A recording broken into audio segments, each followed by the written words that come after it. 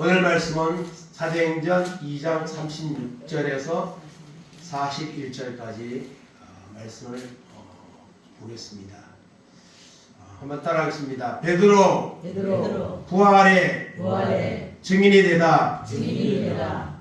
베드로에다가 제가 시작하면 자기 이름 넣고 전부터 끝까지 제목을 다시 한번 하겠습니다. 시작하면 자기 이름 앞에다 넣습니다.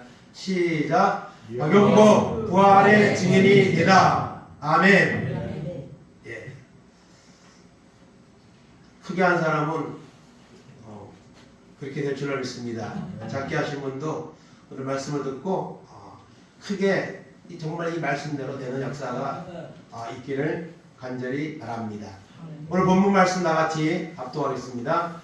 그런즉 이스라엘 원팀은 확실히 알지니 너희가 십자가에 못 박은 이 예수를 하나님의 주와 그리스도가 되게 하셨느니라 하니라. 그날이 이 말을 듣고 마음에 찔려 베드로와 다른 사도들에게 물어 이르되 형제들아 우리가 어찌할까 하시거늘 베드로가 이르되 너희가 회개하여 각각 예수 그리스도의 이름으로 세례를 받고 죄사함을 받으라. 그리하면 성령의 선물을 받으리니 이 약속은 너희와 너희 자녀와 모든 먼 사람 곧 우리 주 하나님이 얼마든지 부르시는 자들에게 하신 것이라 하고 또 여러 말로 확증하여 권하여 이르되 너희가 이 배역한 세대에서 구원을 받으라 하니 그 말을 받은 사람들은 세례를 받으매 이날의 신도의 수가 3,000이나 더하더라. 아멘.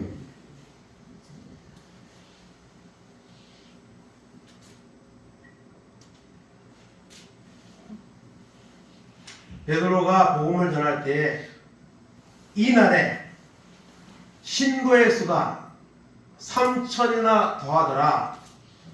정말 꿈 같은 얘기입니다. 내일 교회가 이렇게 다시 사역을 하면서 또 요즘 많은 이런 작은 교회들이 정말 한 생명이 천하보다 귀하다는 예수님의 말씀을 뼈저리게 공감하면서 사실 사역을 하고 있습니다. 1년에 정말 한 명 전도하는 것도 참 어렵습니다. 그 정도로 복음의 시대가 지금 막혀져 있고 또 믿는 사람도 복음을 전하며 뜨겁게 사명을 감당하는 모습들이 너무나도 약해져 있기 때문에 그런 게 아닌가 싶은데요. 어쨌든 이 신도의 수가 이날에 3,000명이 더하는 이런 역사가 일어났습니다. 3,000명이 모이면요 대형교회입니다. 대형교회. 성령 받은 이 베드로를 통해 이런 역사가 일어났습니다. 그래서 오늘은 저는 이 베드로의 자서전이라 할까요? 이 베드로의 그 예수님과의 첫 만남부터 이 부활의 증인이 되고 마지막 십자가에서 거꾸로 순교하기까지 그 베드로의 삶의 여정을 다 살필 수는 없지만은 몇 번 흐름을 보면서 말씀을 전하려고 합니다. 베드로는 처음에 예수님을 갈릴리 바닷가에서 처음 주님을 만났습니다. 누가복음 5장 4절 6절 같이 보겠습니다. 말씀을 마치시고 시몬에게 이르시되 깊은 데로 가서 그물을 내려 고기를 잡으라. 시몬이 대답하여 이르되 선생님 우리들이 밤이 새도록 수고하였으되 잡은 것이 없지만은 말씀에 의지하여 내가 그물을 내리리다 하고 그렇게 하니 고기를 잡은 것이 심이 많아 그물이 찢어지는지라. 아멘. 베드로가 예수님을 만난 것은 고기 잡으러 갔다가 이 당시 베드로는 고기 잡는 어부였습니다. 아주 고기 잡는 것에 대해서는 오랫동안 그 일을 해온 베테랑이죠. 근데 그날따라 고기를 잡지 못하고 기운이 빠진 상태에 그물을 정리하고 있었습니다.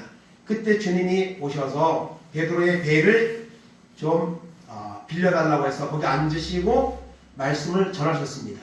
말씀을 전하고 난 후에 주님이 말씀하셨습니다. 깊은 데로 가서 그물을 던지라고 베드로에게 주님이 말씀하십니다. 그때 베드로는 그 말씀에 순종하기보다는 변명할 수 있는 그런 상황들이 너무 많았습니다. 그러나 베드로는 말씀에 의지하여 베드로는 그 주님의 주시는 말씀을 들었거든요. 그 말씀을 들으면서 하나님의 은혜가 임한 것이죠.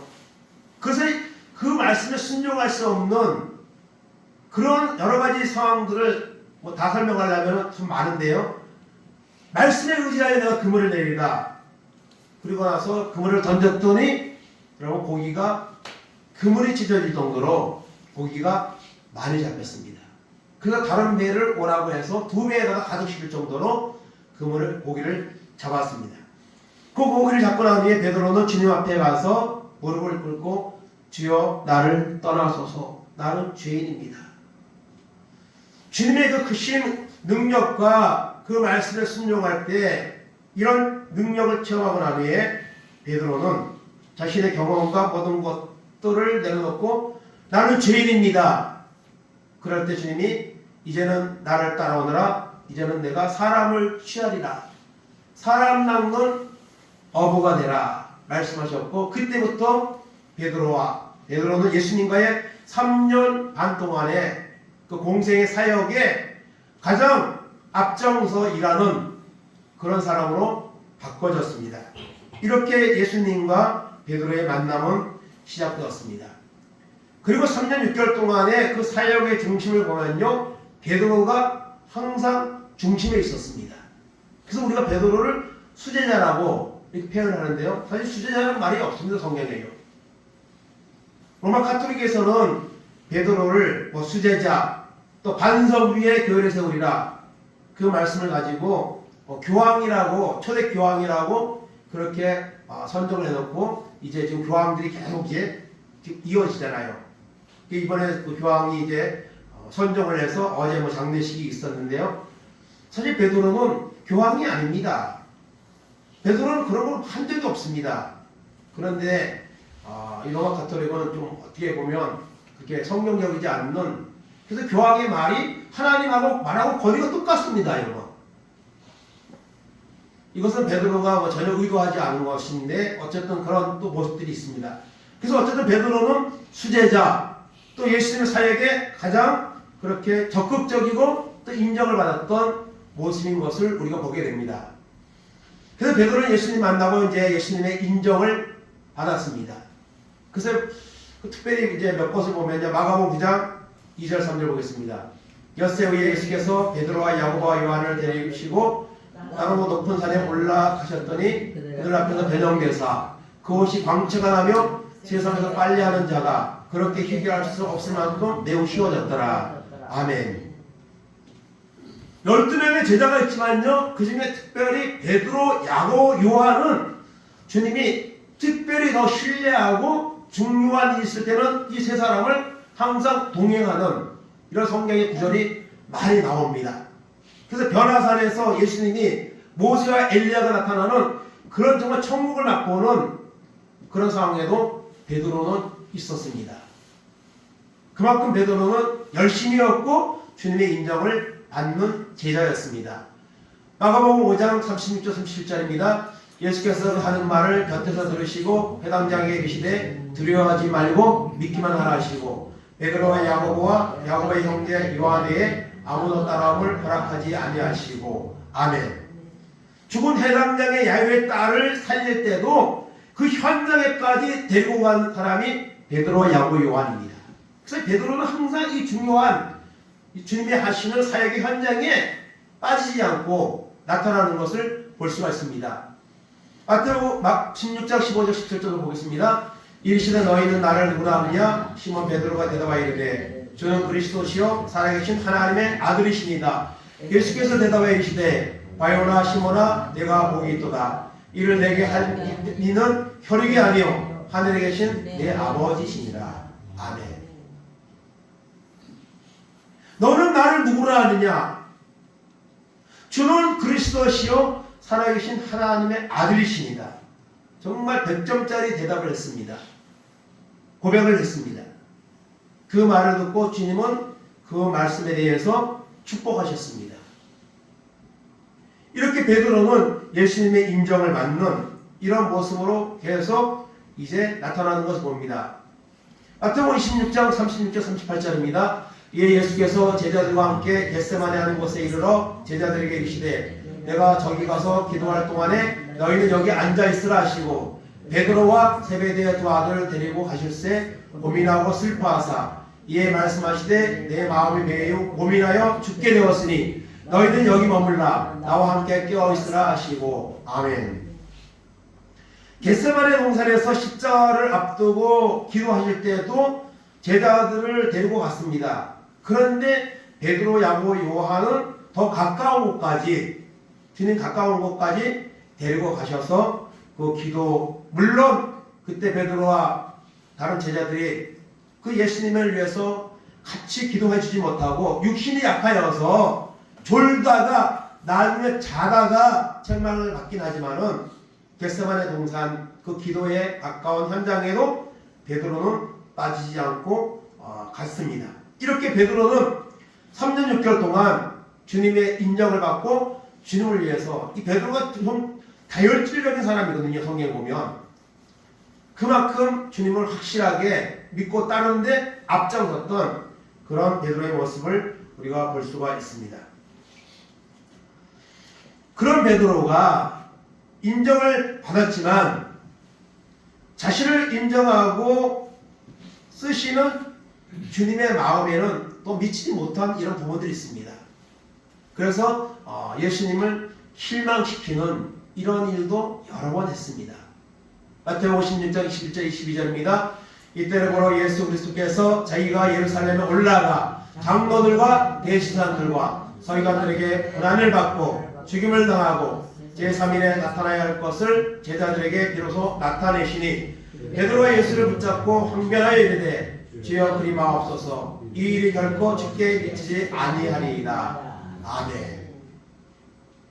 이렇게 인정을 받는 베드로였지만 주님이 예루살렘에 올라가서 고난을 받고 죽임을 당하고 3일 만에 살아난다 하는 이런 고난의 여정을 말할 때에 베드로는 뭐라고 말합니까? 항변하여 이르되 항변한다는 것은요 여러분 거의 명령하듯이 절대로 안 됩니다.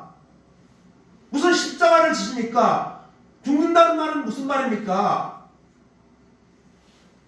이 일이 결코 죽게 미치지 아니하리이다. 그러면서 주님의 십자가에 대한 죽으심의 부활에 대한 말씀을 베드로는 정면적으로 거부하고 있습니다. 그래서 이 일 때문에 그 이후에 뭐라 그래요? 사탄아 물러가라. 내가 하나님의 일을 생각지 아니하고 사람의 일을 생각하는도다. 이렇게 책망을 받았습니다. 조금 전에는 주는 그리스도시요 칭찬받았는데 이 이후에 사단에 물러가라 하는 이런 이 말을 들을 만큼 어쩌면 육신적인 어쩌면 이 당시에 베드로 다른 유다 모든 제자들이 예수님을 제자가 되어서 따랐지만 사실은 믿음이 없었습니다. 예수님 행하는 많은 기적과 죽은 자까지 살리는 능력도 받지만은 그들의 믿음은 그렇게 크지 않았습니다. 어쩌면은 정치적인 목적에 가지고 주님을 따른 부분들도 많이 있습니다. 로마로부터 이 예수님이 이스라엘을 해방시켜 줄 것이다 하는 정치적인 그런 목적이 있었습니다. 그래서 가룟 유다 같은 경우도 여러분 예수님을 은 30에 팔았는데요. 사실은 그 돈 때문이기도 하지만은 사실은 어쩌면은 이 정치적인 목적 여기에다가 해석을 하는 경우도 있습니다. 예수님이 위기에 몰리면은 그 로마로부터 이스라엘을 회복시킬 것이다. 그런 목적이 있었다고 이렇게 해석을 하기도 합니다. 왜냐하면 유다가 돈이 목적이었다면 그 돈 가지고 그냥 쓰는 건데 후에 어떡합니까? 예수님이 로마를 무찌르고 그대로 그렇게 하지 않고 십자가의 길을 가시니까 그냥 자기의 한 행동에 후회가 되어서 돈 갖다 주잖아요. 그리고 목매어서 자기의 삶을 마치잖아요. 돈의 목적이었다면 예수님이 뭐 어떻게 되든 무슨 상관이겠습니까? 다른 제자들도 마찬가지입니다. 그래서 예수님 십자가를 앞두고 있는데 예수님이 이제 왕이 되면 내가 자유적 우의정을 하겠다고 제자들이 또 다투는 이런 장면도 성경에 나옵니다. 그래서 어쨌든 베드로는 예수님의 그 마음을, 그 의도를 부정하는 이런 태도를 통해 주님을 그냥 놓았다 놨다 하는 이런 일을 행하는 것을 볼 수가 있습니다. 마태복음 16장 23절입니다. 예수께서 돌이키시며 베드로에게 이르시되 사탄아 내 뒤로 물러가라. 너는 나를 넘어지게 하는 자로다. 내가 하나님의 일을 생각하지 아니하고 도리어 사람의 일을 생각하는도다 하시고, 이렇게 책망을 받았습니다. 실망시킨 거죠.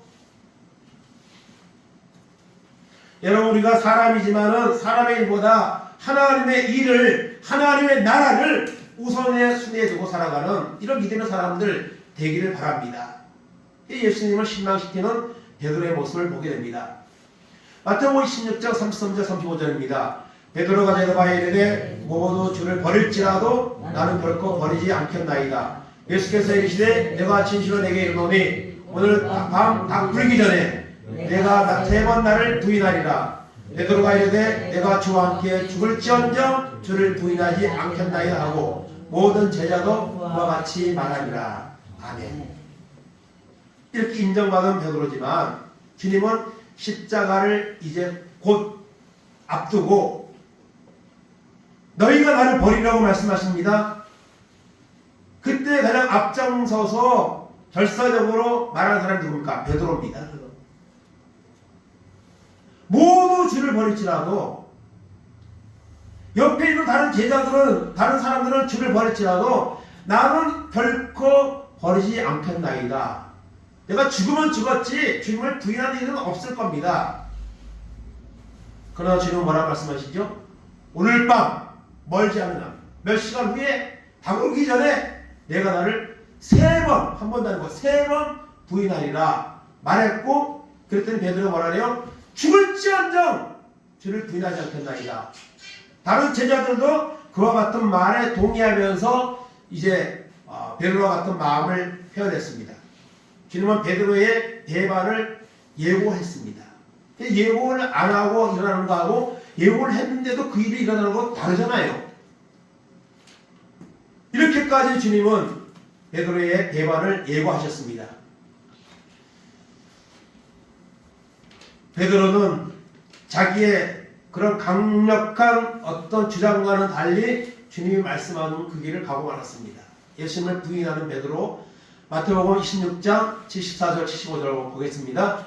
그가 저주하며 맹세하되 나는 그 사람을 알지 못하노라 하니 곧 닭이 울더라. 이에 베드로가 예수의 말씀에 닭 울기 전에 내가 3번 나를 부인하라 하시니 생각나서 밖에 나가서 심히 통곡하니라. 아멘. 죽을지언정, 제가 3년 동안 주님을 따라다녔는데 내가 주님이 하시는 그 능력들을 보았는데 내가 어찌 주님을 모른다고 하겠습니까? 그랬던 베드로가 몇 시간도 지나기 전에 주님이 잡혀가시고 또 그것을 어떻게 되나 베드로가 따라갔거든요. 그리고 마당에서 사람들과 이야기를 하다가 어떤 여종이 당신 이 사람 예수님하고 같이 다닌 사람인데, 예수님하고 한 편인데, 그럴 때에 무슨 소리야, 나 예수 몰라, 예수님은 상관없어, 그렇게 3번이나 부인했습니다. 예수님 말씀대로 3번 부인했어요. 마지막 3번째는요 여러분 어떻게 보려요? 맹세하여 이르되, 맹세하여 이르되, 내가 맹세하는데 나는 예수님 몰라. 베드로가 예수님 모릅니까? 3년 6개월 동안 같이 다니면서 먹고 자고 살려고 했던 관계인데 베드로가 왜 이렇게 했을까요? 죽는 게 무서워서 그렇죠. 죽는 게 무서워서. 그것을 우리가 인간적으로 보면요, 베드로를 그럴 수 있냐, 사람이 사람이 의리가 있지 어떻게 그럴 수 있느냐. 지금 뭐 정치권에서 뭐 그런 말들을 많이 하잖아요. 뭐 그럴 수 있느냐. 뭐 배반자, 프레임 뭐 이런 말들이 많이 등장하는데요. 아니 베드로가 어떻게 그럴 수가 있느냐. 그렇게 우리가 말하지만 우리도 그런 지경에 빠지면요. 우리가 주님을 부인하지 않고 그래 나 예수님 제자야. 나도 예수님과 같이 죽이든지 그렇게 해. 이렇게 말할 수 있는 사람이 과연 몇이나 될까요? 어쨌든 베드로는 예수님을 부인하는 그렇게 인정받고 3년 동안 동고동락했지만 결정적인 순간에 주님을 3번이나 부인하는 이런 실수를 길을 가고 말았습니다. 그래서 베드로가 3번 부인하고 났더니 뭐가 그랬어요? 닭이 꾹꾹 하고 우는 거예요. 그러니까 몇 시간 전에 있었던 그 일이 생각나는 거죠. 그게 베드로가 어떻게 했습니까? 나가서 통곡하느라 했습니다. 통곡하느라. 연세중앙교회 그 윤석철 목사님은 이 설교를 할 때 이 베드로의 이 사건을 가지고 이 초라한 나를 그런 이제 제목으로 설교도 하시고 책도 뭐 쓰시고 그런 걸 전에 이제 힌덜스한 수양관에서 이렇게 좀 설교를 들은 적이 있는데요. 이 초라한 나를 이 베드로의 모습이 얼마나 초라합니까?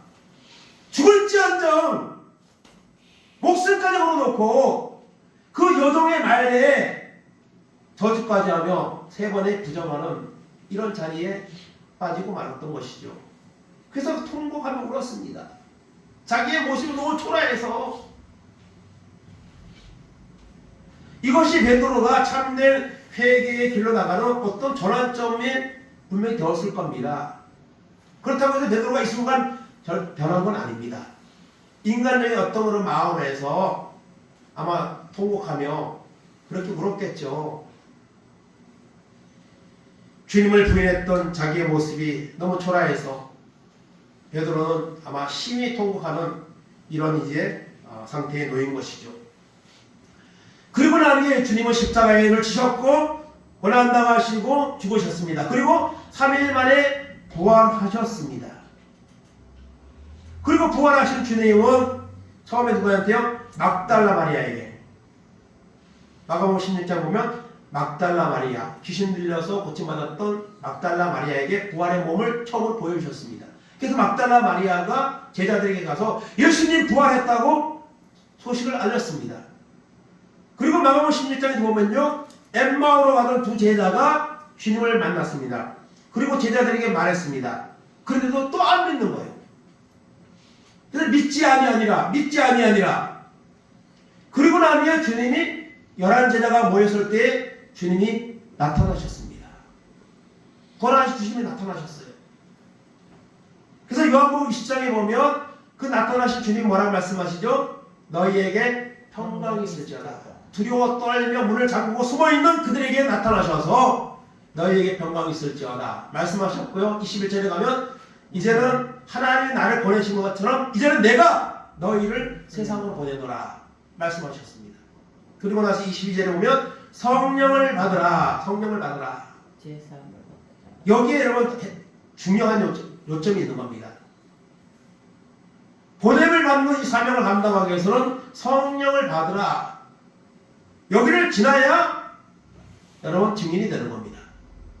그리고 23절에 보면 죄사함을 전하라. 죄를 사하는 자는 사해질 것이요 죄를 놔두면 그대로 있으리라. 이런 이제 사명과 권세와 능력을 제자들에게 주님이 요구하셨습니다. 부활의 주님이 이제 부활의 주님을 대신해서 그러면 이제 더 이상 도망갈 곳이 없잖아요. 주님의 말씀을 거역할 수 없잖아요. 주님이 죽으신 것을 끝난 것이 아니라 확실하게 부활하셔서 그 부활의 몸을 보여주시고 승리를 선포해 주시는데, 그런데도 베드로는 또 주님을 실망시키는 길을 선택합니다. 요한복음 21장 3절입니다. 시몬 베드로가 나는 물고기 잡으러 가노라 하니 그들이 우리도 함께 가겠다 하고 나가서 배에 올랐으나 그날 밤에 아무것도 잡지 못하였더니. 아멘. 부활하신 주님이 나타나셔서 너희에게 평강이 있을지어다. 너희를 세상으로 보내노라. 성령을 받으라. 말씀하셨는데 제자들은 특별히 7명의 제자가 갈릴리 바다로 돌아가서 옛날같이 3년 전과 같이 우리가 이제 고기 잡는 어부로 그냥 살자. 그 일을 가장 앞장서서 선동한 사람이 누굽니까? 베드로입니다. 베드로가 물고기 잡으러 가더라. 난 옛날로 돌아갈래. 고기 잡는 어부로 돌아갈래. 그랬더니 거기에 다른 사람 제자들이 동조해서 7명이 돌아갔습니다. 주님의 부활하신 주님의 말씀을 보고도 그 말씀을 듣고도 아마도 우리는 더 이상 주님의 제자의 자격이 없어 아마 자격지심을 가지고 돌아가는지 모르겠어요. 그러나 그것은 주님을 크게 실망시키는 그런 선택이었습니다. 그런데 그곳에 여러분 누가 오십니까? 주님이 다시 또 찾아오십니다. 그리고 배 오른편에 그물을 던지라고 말하고 그들을 순종할 때 3년 반에 처음 만났을 때처럼 또 고기를 많이 잡는 이런 능력을 체험합니다. 그러나 위에 그 말씀하시는 분이 오른쪽에 그물을 던지라고 하시는 분이 예수님이라는 사실을 알게 되었습니다. 그때 베드로가 가장 먼저 배에서 뛰어내려서 아마도 헤엄을 쳐서 주님을 만나러 뛰어나왔습니다. 그래서 주님은 그 제자들과 준비한 식사를 나누고 또 방금 잡아온 생선을 가져오라고 하셔서 그것을 구워 먹으면서 또 이렇게 교제하는 먹고 마시며 교제하는 시간을 가졌습니다. 그리고 난 후에 식사가 끝나고 날 쯤에 주님이 베드로에게 물으셨습니다. 요한복음 21장 15절입니다. 그들이 조각 먹은 후에 예수께서 시몬 베드로에게 이르시되 요한의 아들 시몬아 내가 이 사람들보다 나를 더 사랑하느냐 하시니 이래 주님 그러하니이다. 내가 주님을 사랑하시는 줄 주께서 아시나이다. 이르시되 내 어린 양을 먹이라 하시고 아멘. 내가 나를 사랑하느냐? 3번을 물으셨어요. 여러분 사랑하느냐고 물으셨는데 같은 말이라도 계속 물어보면은 거기에는 어떤 의도가 있습니까? 너 거짓말이야. 여러분 부모가 자녀에게도 너 나를 사랑하니? 하고 물어볼 수 있어요. 그러면 뭐 자신 없는 모습으로 아니면 건성으로도 네 제가 엄마 아빠 사랑해요. 정말? 정말이라니까요. 진짜? 이렇게 계속 물어보면은 거기에는 어떤 의도가 있습니까? 너 거짓말이야. 네가 나를 사랑한다고? 근데 내 말을 그렇게 안 들어? 그렇게 속을 썩여? 이런 의도가 있을 수 있는 거잖아요. 그렇게 느끼잖아요, 사람들이요. 베드로에게 주님이 3번 물으신 것은 아마도 어쩌면 3번 부인하는 것을 생각나게 하시려고 아픈 것을 어쩌면 건드리는 부분, 베드로를 정말 다시 사용하기 원하시는 간절한 주님의 사랑, 이런 의도가 있는 것으로 보여집니다. 예수님은 베드로에게 너 그럴 수 있어? 너 3년 반 동안 같이 이렇게 사역하고 능력도 보고 너 그렇게 열심히 했는데 어떻게 나를 3번이나 저주까지 맹세까지 하면서 모른다고 할 수 있어? 이렇게 책망에 마땅한 거죠. 근데 주님은 그런 말씀 안 하세요. 내가 나를 사랑하느냐? 너 정말 나 믿느냐? 내가 메시아인 것을 믿느냐? 그러면서 베드로의 믿음을 세워주셨습니다. 그렇다고 해서 베드로가 그 순간에 완전히 변화된 것은 아닙니다. 다른 제자들도 마찬가지입니다. 오늘날 모든 교회를 하나님 믿는 사람들도 마찬가지입니다. 말씀을 듣고 때로는 눈물을 흘리는 것 같을지라도 진정한 변화의 사건은 어떤 특정한 그런 전환점이 있어야 됩니다. 그것이 뭐냐면 바로 성령입니다. 성령. 사도행전 2장 4절 보겠습니다. 그들이 다 성령의 충만함을 받고 성령이 말하게 하심을 따라 다른 언어들로 말하기를 시작하니라. 아멘. 오순절에 성령 충만 받은 사람들 몇 명이죠? 120명입니다. 그 중에 베드로가 있습니다. 제자들이 있습니다. 그리고 주님을 정말 뜨겁게 믿었던 사람들이 있습니다. 이 사람들이요, 그 오순절에 열흘 동안 모여서 큰 기도했습니다. 아마도 금식하며 기도했을 겁니다. 집에도 안 갔습니다. 열흘 동안, 아니면 그 열흘째 성령이 임하지 않았다면 더 오랜 기간 동안 아마 기도했을 겁니다. 그런데 부활하신 지 40일, 그리고 열흘 지났으니까 오순절, 이 오순절에 성령의 임재 사건이 하나님 편에서는 이것이 계획되어 있는 것이죠. 그래서 오순절에 그들이 성령을 받았습니다. 2장 2절에 보면요, 강한 바람 같은 소리가 들렸다 했습니다. 그리고 3절에 보니까 불의 혀같이 갈라지는 것이 보이고 그것이 각 사람에게 임하였다 했습니다. 우리가 세상을 사는 동안에 경험할 수 없는 어떤 특별한 하나님의 임재의 사건이 일어난 것입니다. 그들의 마음이 뜨거워졌습니다. 전혀 알지 못했던, 경험하지 못했던 그런 가슴 속으로부터 일어나는 성령의 강한 역사가 그들에게 임했습니다.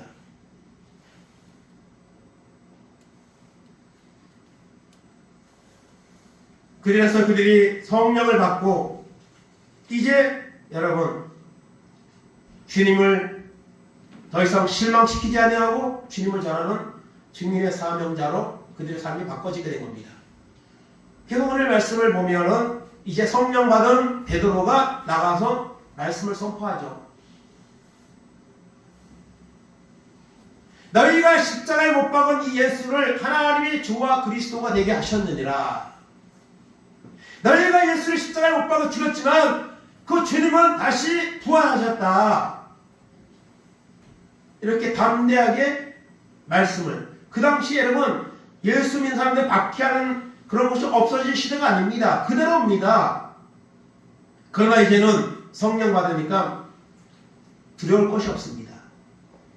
죽는 것도 두렵지 않습니다. 하나님의 은혜가 충만하니까 담대합니다. 여러분 우리가 전도할 때요 위축될 필요가 없습니다. 여러분 우리는 저 사람이 정말 오늘 교회가 참 비호감이 되고 그래서 저 사람이 반응은 안 할 텐데 오히려 나를 무시할 텐데 여러분 그런 마음 가지면 안 됩니다.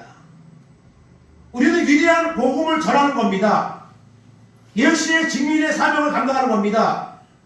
그 사람에게 기회를 주기 위해서 하나님의 도구로 우리가 복음을 뿌리는 겁니다. 그래서 상대방이 위대한 게 아니라 복음을 전하는 내가, 주님의 증인의 사명을 감당하는 내가 위대한 겁니다. 분명히 말씀하시죠. 너희가 전도할 때에 말할 것을 염려하지 말라.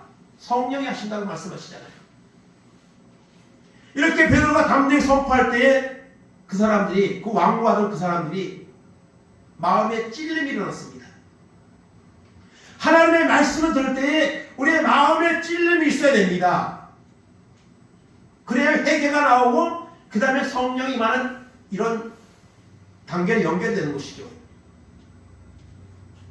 형제들아 우리가 어찌할꼬, 그들의 죄를 말할 때에 어찌할꼬, 베드로가 너희가 회개하여 예수의 이름으로 세례를 받고 죄의 사함을 받으라. 그리하면 성령을 선물로 받으리니, 담대하게 정말 아주 그런 모습으로 그들을 압도하며 복음을 선포합니다. 그래서 그 말씀을 전할 때에 사람들이 죄를 회개하고 세례를 받았습니다. 몇 명이요? 3,000명이요. 3,000명! 이날 이후로 베드로는 죽는 날까지 예수 그리스도의 부활의 증인으로서 자기의 삶을 살며 사역을 감당하며 살았습니다. 그래서 여러분 이 베드로의 사역은 사도행전에 이제 12장까지 이렇게 주로 베드로의 그 성령 받은 베드로의 증인의 사명에 대해서 말씀하고 있는데요. 그래서 예수 부활의 이제 증인이 된 베드로, 오늘 본문 2장 41절에 3,000명이 예수 믿고 세례받는 사건이 나고요. 3장 6절에 가면 성전 미문에서 구원하던 안전병이를 예수의 이름으로 이렇게 세우는 이런 치유의 사건을 통해 예수 그리스도의 능력을 전하고, 4장 4절에 가면은요 5,000명의 예수를 또 그날 믿게 되는 이런 역사가 일어나게 됩니다. 5장에 가면 수많은 병자를 치유하고 복음을 전하는 이런 장면이 나옵니다. 9장 40절에 가면 이미 죽은 여제자 다비다를 갖다가 다시 살리는 이런 능력도 행하도록 하나님이 하십니다. 10장에 가면 이방인 고넬료의 가정에 복음을 전하여 이방인에게도 복음을 전하는 이런 시대의 이런 사역을 문을 엽니다. 11장에 가면 복음을 전하다가 감옥에 투옥되었지만 기도하는 성도들의 기도를 통해 감옥문이 열리고 다시 나와서 복음을 전하는 이런 역사를 보게 됩니다. 베드로의 삶을 보면 정말 주님을 만났고 그의 삶에 어떤 살아가는 그런 목표와 비전이 바뀌었습니다. 그럼에도 불구하고 그는 결정적인 순간에 주님은 또한 실망시키는 이런 자리에도 빠졌습니다. 그러나 주님은 베드로를 끝까지 사랑하셨고, 그리고 오순절에 성령 받고 난 후에 예수 부활의 증인이 되어서 많은 사람들에게 복음을 선포하며 쓰임받는 이런 길을 가게 된 것을 보게 됩니다. 베드로가 쓴 성경이 있습니다. 베드로 전서 후서가 있습니다. 거기에는 핍박받고 고난받는 자들에게 주시는 주님의 위로와 구원의 그런 소망을 전하고 있습니다. 그 중에서 베드로 전서 2장 4절 5절 보겠습니다. 사람에게는 버림바가 되었으나 하나님께는 택하심을 입은 보배로운 산돌이신 예수께 나아가 너희로 산돌같이 신령한 집으로 세워지고 예수 그리스도로 말미암아 하나님이 기쁘게 받으실 신령한 제사를 드릴 거룩한 제사장이 될지니라. 아멘. 버린 것 같았지만 부활하신 그 주님같이 너희는 거룩한 제사장이 되라. 그리고 9절에 가면은 너희는 택한 족속이요 왕같은 제사장이요 거룩한 자요 그의 소유된 백성이니 이는 너희를 어두운 데서 불러내어 기이한 빛에 들어가게 하신 아름다운 덕을 선포하게 하심이라. 이렇게 말씀하고 있습니다. 예수 믿는 사람들이 얼마나 위대한 존재인가를 선포하죠. 이렇게 베드로는 이제는 부활의 주님을 죽는 순간까지 어떤 순간과 환경에도 굴하지 않고 복음을 전하고 많은 영혼을 살리는 이런 사명을 감당하는 삶을 살게 됩니다. 그리고 마지막은 어떻게 됩니까? 베드로는 마지막은 예수님을 전하다가 순교를 합니다. 순교. 11명의 제자가 다 이렇게 12명의 제자가 가룟 유다를 제외하고 다 순교의 삶으로 자기의 삶을 주님 앞에 드리고 마치는데요. 그 중에서 베드로는 사실 성경에는 이런 제자들의 순교의 사건이 다 기록되지는 않습니다. 그러나 그 당시에 내려오는 전승이나 또 이런 내용들을 통해서 외경이나 이런 내용들을 통해서 이 제자들이 다 순교자의 삶으로 자기의 삶을 드렸다고 이렇게 전해지고 있습니다. 특별히 베드로는 십자가에 못 박혀서 순교를 당하는데요. 그 십자가에 못 박혀 죽을 때에 내가 어떻게 예수님처럼 십자가에서 바로 달려서 죽을 수 있겠는가? 나는 십자가에 거꾸로 못을 박아서 나를 사형시켜 주시오. 그래서 베드로는 거꾸로 십자가에 못 박혀서 복음을 전하다가 이제 자기의 생명을 주님 앞에 드렸습니다. 요한복음 21장 18절 보겠습니다. 내가 진실로 진실로 내게 이르노니 내가 젊어서는 스스로 뛰고 원하는 곳으로 다녔거니와 늙어서는 내 팔을 벌리리니 남이 내게 띠띠우고 원하지 아니하는 곳으로 데려가리라. 아멘. 여러분 이 말씀을 하시면서 여러분 그 19절에 보면요, 이런 베드로가 어떠한 죽음으로 하나님 앞에 영광을 돌릴 것을 가리키며 이렇게 말하고 있어요. 그러니까 여기 팔을 벌리고 원하지 않는 곳으로 데려가리라. 늙어서는 마지막에는 이는 베드로가 어떠한 죽음으로 하나님께 영광을 돌릴 것인가. 아마 이 예언의 말씀이 그 십자가에 거꾸로 순교당하는 것을 보여주는 어떤 예고적인 말씀인 것 같아요. 그래서 베드로는 예수님을 전하다가 순교의 제물로 하나님 앞에 자기의 생명을 드렸습니다. 오늘 여러분 베드로 부활의 예수님의 전하는 증인이 되다 말씀을 전했습니다. 오늘 우리가 예수를 믿고 지금까지 신앙생활을 하고 있습니다. 우리의 영적인 상태는 지금 어떤 상태에 있습니까?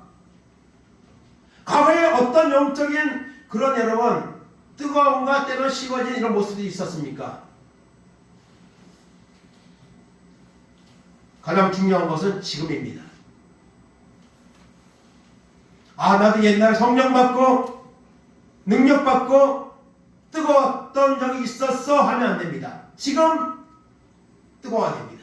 지금 성령 받아야 됩니다. 지금 이후로 부활의 증인의 삶으로 우리가 살아야 합니다. 이것이 하나님 우리를 부르신 목적이라는 것을 여러분 기억하시기 바랍니다. 결론입니다. 성령 충만받아 예수 부활의 증인이 되자. 사도행전 1장 8절입니다. 오직 성령이 너희에게 임하시면 너희가 권능을 받고 예루살렘과 온 유대와 사마리아와 땅끝까지 이르러 내 증인이 되리라 하시니라. 아멘. 증인은 아무나 되는 것이 아닙니다. 여러분 증인이 뭐죠? 증인은요 사건의 현장을 목격한 사람이 증인입니다. 그래서 사람들이 어떤 억울한 일을 당하거나 큰 사건을 당하면 누굴 찾죠? 증인을 찾습니다. 증인. 요즘은 CCTV가 그 증인 노릇을 이제 많이 하고 있는데요. 증인을 찾아요.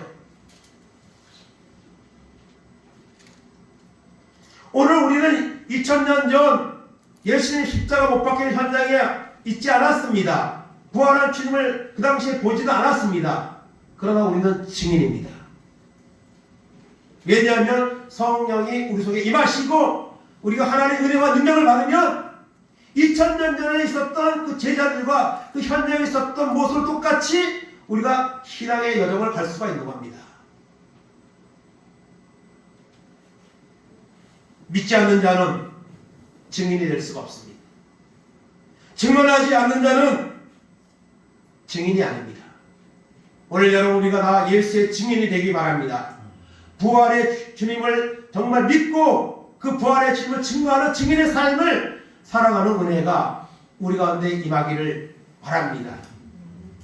내가 주님을 증언할 수 있다면 주님이 우리의 죄를 당신의 죄를 대신해 죽으시고 부활하셨습니다. 이 사실을 믿으면 죄를 사함받고 영원한 천국의 구원을 받습니다. 이렇게 증인의 사명을 감당한다면 그 사람은 확실하게 예수 믿는 사람일 겁니다. 그 사람은 확실히 천국을 갈 수 있는 사람일 것입니다. 그런데 예수님을 증언하지 않는다면 우리의 구원과 우리의 믿음은 확실하게 담보될 수가 없을 것입니다. 베드로와 같이 성령 충만을 받아서 우리 남은 생애가 부활의 주님을 증언할 수 있는 이런 증인의 삶으로 살아가는 은혜가 있기를 간절히 바랍니다. 예수 천당 불신지옥 이 말을 생기게 된 그 목사님이 바로 최권능 목사님입니다.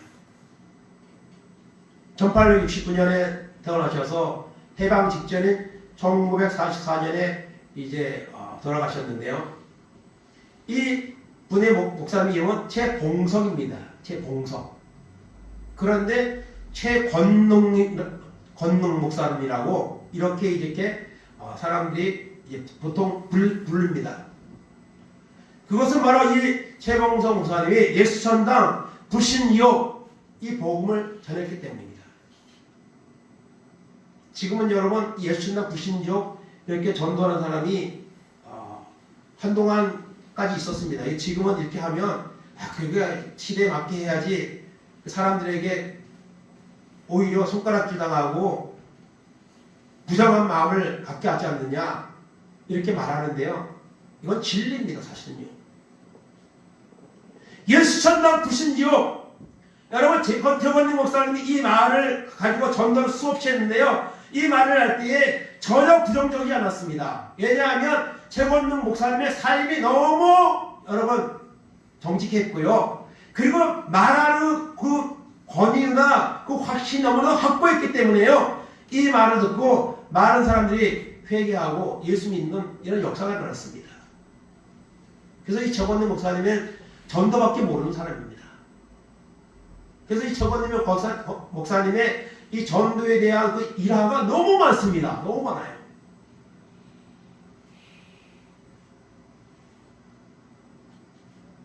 그냥 시간 눈만 뜨면 그냥 전도하는 거예요.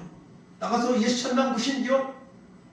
예수 믿으면 구원받고 예수 안 믿으면 지옥 갑니다. 정말 그 영혼들을 바라보며 확신을 가지고 끊임없이 선포했습니다. 그래서 많은 사람이 예수를 믿었습니다. 그리고 이러면 능력과 기적도 얼마나 그런 복음을 전하는 이 재건능 목사님에게 하나님이 역사하셔서 심지어 죽은 자까지 살리는 이런 일화도 있고요. 너무나도 많습니다. 날마다 전도하지 않는 날이 없었습니다. 어느 날은 비가 오는데 비가 오니까 저희도 뭐 토요일날 비가 와서 토요일날 이렇게 못한다고 연기하고 그러는데요. 재건능 목사님 그날따라 비가 너무 많이 와가지고 전도를 못 나갔습니다. 근데 저녁 때가 이제 시간이 지났는데 전도를 내가 오늘도 해야 되는데 나갔습니다. 어떤 사람이 걸어가고 있는데 전도하려고 가니까 이 사람이 깜짝 놀라가고 도망을 가는 거예요. 도망을 가다가 이 사람이 가다가 보니까 도망을 가다가 보니까 더 이상 갈 데 없어서 이 하천에 개천에 거기를 이제 뛰어내는 거예요. 빠진 거예요. 그랬더니 재건님 목사님이 거기까지 개천에 같이 뛰어들었습니다. 그랬더니 이 사람이 놀래가지고 왜 그러시다고 그랬더니 예수 믿고 천국 가야 됩니다. 그렇게 전도를 했다는 겁니다. 정말 그 얼마나 그 열정이. 그리고 재건님 목사님은요 아들이 먼저 세상을 떠났습니다. 그 장례식장에서 재건님 목사님 그 아는 그런 목사님들과 그런 분들이 목사님 오늘은 아들 장례식입니다. 오늘은 예수 천당 부신지요. 오늘은 좀 안 하면 좋겠습니다. 그랬더니 재건님 목사님이 우리 아들은 죽었지만은 천국 갔는데 뭔 걱정이 나고 이 장례식 온 사람 중에 예수 안 믿는 사람도 있을 텐데 전도해야지 무슨 소리 안 하고 그러면서는 아들 장례식장에서도 전도했다는 겁니다. 이게 정말 증인이죠, 증인. 또 재건님 목사님은요 신학교 다니면서 날마다 전도하다 보니까 공부에 많은 시간을 투자를 못하는 거예요. 그러니까 성적이 안 나와서 졸업을 해야 되는데 이 학점이 부족해하고 졸업이 안 되는 거예요. 그래가지고 이거 어떻게 하면 좋겠느냐. 그래서 어느 날 정홍성 목사님이 교수들하고 이렇게 이제 모이게 됐는데 거기서 정홍성 목사님이 제가 한번 기도하겠습니다 하고 기도를 했답니다. 하나님, 제가 전도를 너무 열심히 하다 보니까 이 공부를 좀 많이 못해서 성적이 나와서 지금 졸업이 안 되고 있습니다. 하나님, 이 교수님들의 마음을 좀 움직여 주셔서 졸업을 할 수 있도록 해주십시오 하고 기도를 했답니다. 그래가지고 이제 졸업을 했다는 이런 말을 했습니다. 그 정도로 이 전도, 증인의 사명 감당하는 바로 목사님 말이 이 재건능 목사입니다. 그래서 후에 많은 사람들이 예수천당 부신지옥 이 전도 운동을 일으켜서 이걸 했습니다. 요즘은 거의 이제 뭐 정말 보기 힘든데요. 저도 목사 안수를 받고 처음 개척할 때 예수전도협회라고 인천에 거기 가서 이 훈련에 참여한 적이 있습니다. 거기서 이제 강의를 받고 그 다음에 현장으로 나갑니다. 그 지역에 주공 아파트가 있는데요. 거기 가면은 이 훈련받은 사람들이 날마다 전도를 오니까 문 다 열어놓고요. 안 열어줘요. 그때가 1월달인가 2월달인데 그 주공 아파트 그 밖에 이거 창문도 없고 그냥 복도식으로 돼 있는데 찬바람이 부는데 얼마나 추운지 모르겠어요. 2명 십장을 지어 가서 전도하는 거예요. 그러면 한 사람은 조인정 두드리고 한 사람은 그 자리에서 무릎 꿇고 기도합니다. 전도를 해서. 근데요, 문을 안 열어줘요. 하도 많이 와가지고.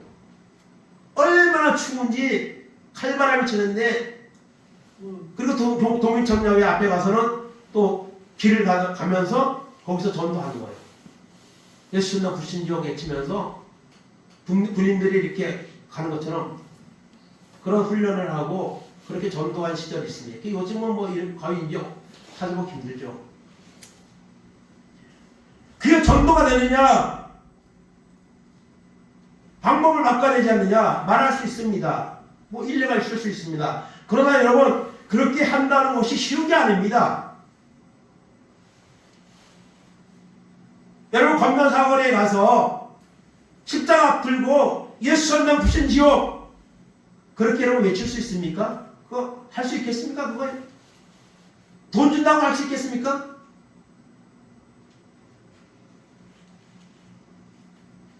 예수 전당 불신 이 지역을 통해서 여러분 한동안 그 운동을 해가지고 거기서 훈련들을 많이 받고 그랬는데요. 거기에 간증하는 사람들 보면요. 그렇게 외쳤을 뿐인데 정말 자살하려고 했던 사람이 그 말을 듣고 어떻게 하면 됩니까? 그러면서 예수 영접한 이런 간증들도 있고요. 너무나 많습니다. 그래서 그 전대표에서 훈련받고 오면요. 그렇게 문을 안 열어주는데도요. 나와서 전도했더니 예수 믿기로 했다고. 그렇게 주변에 수없이 계속 가는 훈련하면서 계속 가는데도 이 열매를 가지고 와서 간증하는 이런 훈련자들이 있습니다. 여러분 예수님이 십자가에 죽으시고 부활하셨습니다. 이 사실을 우리는 믿고 있습니다. 그걸 믿어야 합니다. 그리고 이 믿는 예수를 여러분 어떻게 합니까? 증언해야 됩니다. 오늘 예수님은 우리에게 말씀하십니다. 내가 십자가를 보면서 모든 구원과 천국 가는 길을 다 열어놨다. 이제는 그것을 가서 전하기를 원한다. 너를 사용하기 원한다. 말씀하고 있어요. 근데 우리는 입 딱 닫고 있어요. 그러면 여러분 주님이 얼마나 실망하시겠습니까? 우리 믿음이 얼마나 초라한 것입니까? 오늘 베드로의 삶을 통해 신앙의 여정을 통해 정말 예수 믿는 것이 무엇인가 증인이 무엇인가에 대해서 오늘 말씀을 나누었습니다. 오늘 우리도 이 마지막 때에 물러서지 말고 타협하지 말고 하나님 앞에 기도하고 성령의 능력 받아서 죽어가는 그 영혼들을 바라보며 예수 믿으라고 복음을 전할 수 있는 그 은혜와 결단이 오늘 예배를 드리는 우리 가운데 임하기를 간절히 바랍니다. 하나님 그걸 한 사람을 통해서는요 얼마나 큰 역사가 이루는지 몰라요. 근데 그런 곳에 쓰임받을만한 그릇과 믿음이 아직까지 준비가 안 되어 있는 게 이게 문제인 거죠. 베드로 한 사람을 통해서 3,000명, 5,000명 이렇게 세례를 받는 역사가 일어났습니다.